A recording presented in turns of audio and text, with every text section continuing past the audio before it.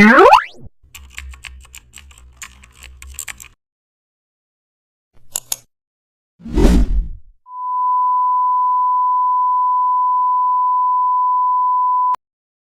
back to the channel. Don't forget to like, share and subscribe for more update.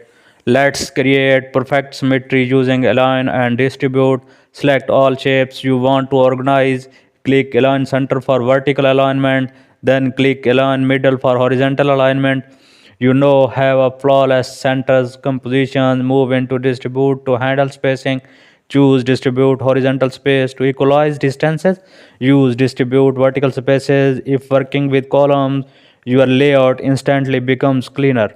This is widely used for web UI, dashboard, and grids. Aligning by centers prevents drifting elements. Distribute spacing prevents overcrowding. Thanks for watching. Your align and distribute shapes is ready in photo.